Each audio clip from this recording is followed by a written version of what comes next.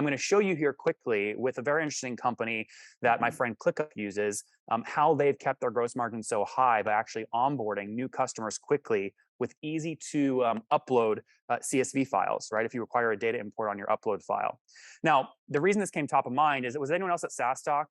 Anyone else that I meet? I'm trying to look at faces here. Danielle, I know Danielle is. Oh, Dana, did we get FaceTime at SaaS Talk? Briefly, at least? Maybe a little bit. Couple of minutes. Couple minutes. Well, it was good to see you there. So guys, I give this keynote on stage, right? It was a great keynote. I had a ton of fun. I walk off the stage and I go over to our booth and I'm chatting with Zeb. You can't miss Zeb. I mean, look at what this guy is wearing, right? You don't miss Zeb. I think he's probably wearing like a rainbow thong or something under this, right? It's unbelievable. I said, where can I buy this ClickUp merchandise? This is crazy.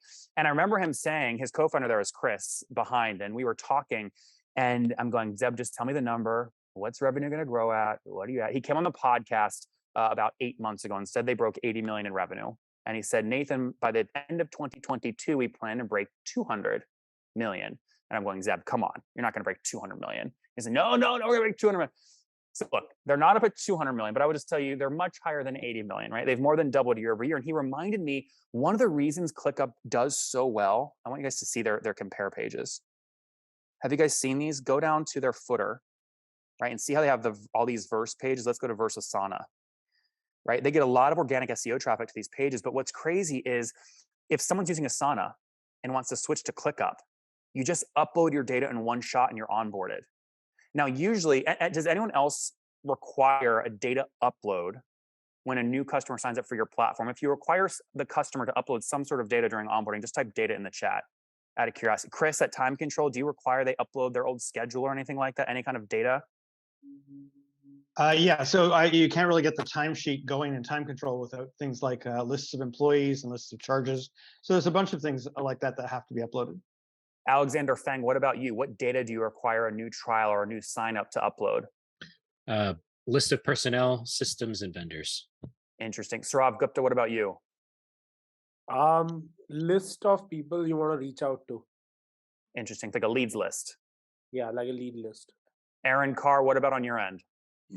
Yeah, for us, it's a list of employees. So they've got to upload their list of employees in order to get started. And one more, Josh Newman. So ours is PowerPoint slide. It's for web. It's a lot of user information as well. A lot of user data. Yeah. Well, guys, Zeb does this incredible. And I want you guys to look at my screen here, right? This is pulled right out of the UI. Watch how they enable these imports to happen. And for you guys, it's a list of employees. It might be a list of customers, right? And some of you guys might have engineering teams or support reps where their only mission is to take trialing users and make sure they get their data uploaded fast, right? Now, those of you, if you have this, you're probably smiling going, yeah, I'm the person still doing that. Aaron Carr, maybe early days, we're the ones doing that. The founders are the ones doing this in the early days. It takes up a ton of our time.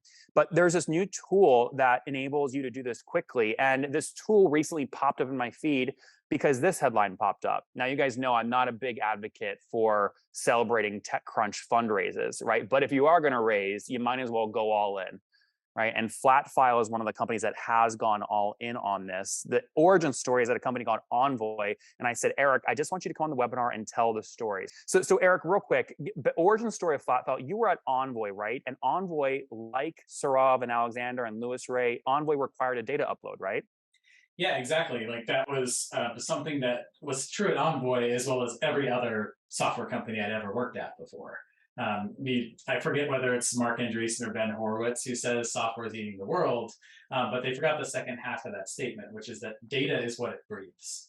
And really, we noticed that the first breath that any customer took in software, i.e. loading their data in for the first time, was a pretty painful experience, right? It requires understanding of the system that you're loading data into, but you just signed up for this system. And it also requires you to be a data expert to understand how that system is going to use our data to be most valuable or impactful in that software. Yeah. So guys, Aaron, Gaurav, Slava, all of you guys, Chris, that just type data in the chat, type yes in the chat if either you or you have a full-time person, customer support dedicated to just data onboarding at the company. So if you spend a bunch of your time doing it, or if you have a customer, just type yes in the chat out of curiosity. Because the reason I'm saying is, Eric, this was you at Envoy, right? Oh, 100%. Yeah. And I think, Nathan, I actually have a question for you in this. Hit me. What is the most important ratio in SaaS, in a SaaS business? Today or like through all time? Through all time. Let's talk about it. Okay. Through all time, I would say profit generated per customer, per paying customer. Yep. I think another way to put that is like LTV to CAC, right? So the whole issue that we're trying to solve for at Flatfile is really to ensure that on a customer by customer basis, you're able to really efficiently get their data into the system without having to staff a team of people, or even worse, put the burden of getting all their data ready onto the customer who isn't necessarily a data expert. At Envoy, we were working with office managers and receptionists, and just like asking them to encode a CSV file in UTF-8 was enough of a challenge for them, let alone getting everything in a right template and according to all of our specs. So back to the deck, like I was chatting about this with Zeb, and it got reminded by, oh my gosh, they onboarding people so quick. Zeb, ClickUp is a customer, right? You got it on your website, right? Yep. And so the reason that this was exciting, and the reason I was able to get this so that Eric could actually come on, is actually David, the other Eric's co-founder, came on the podcast the other day, and you guys can see here I'm highlighting on my screen. This was, you guys had passed out 500 customers as of the time of, I guess it was 2 or 3 weeks ago. Now, you guys, would you say that you're more of like a mid-market enterprise or like SMB motion? I think the answer is actually yes, because this scales all different phases of SaaS companies. I'd say of those 500 customers, probably 4 of them would fall in like the SMB to mid-market range. But we support customers of all sizes and data of all types. When you look at the growth of your customers, do you see this? Do you see ClickUp hitting your APIs super frequently as they grow? Oh yeah, absolutely. I mean, ClickUp, it's probably several hundred times a day that they're saying new customers sign up, load their data in, and do that all self-service. So basically, like the cost to ClickUp is just the cost of the flat file. And the alternative is, again, having your customer do that and potentially hurting your acquisition rate, or having an internal team, which would increase your cost of acquisition for each customer. So Aaron, let's use you as an example real quick. Okay, Sure. So I'm logged in here to my Flatfile account. Right, I just want you to look at this, right? If I go here to employee import and I run a little test here, what you're seeing, again, this is like if you guys require data upload during your trial sign-up process, this is what your users would see, right? So Aaron, you've probably have you built something custom for this, I imagine? We've built something custom, but I'm quite intrigued though at this. We all do. We should all sit in a circle, put our hand up and say, I'm guilty of building something custom for data onboard. It's just like, it's like the AA group, right? But look, check this out. So let's select a file here. I put together a little sample list of an employee list, right? Hit enter. And what you're going to see is Flatfile is processing this automatically. This is what Eric was doing manually at Envoy. It's mapping all of your columns and rows here. And here's what I want to show you, because I think this is what's really powerful. There's a lot of crowdsourced learning. So you see here where start date is unknown, but if I click the thing, it says recommended. Eric, explain to me how you sort of build this very light sort of machine learning AI into the platform. Yeah, so basically we just like look across a lot of different types of customer or data that people are loading, because a lot of data across different platforms is shared. Like a date is a date, right? Regardless of whether you're building an ERP or building a CRM. And so essentially what we're doing here is saying, hey, across our customer base, are we seeing similarities in how the data gets aligned to target values? And can we actually feel confident enough to make those selections on behalf of our customers and users so they can get their data into the platform faster and easier? And so these obviously fields, I'm not going to go through and match all of these right now, but Aaron, you get a general idea of how they sort of do this, right? And the more you do it, the easier it gets and the more things auto map.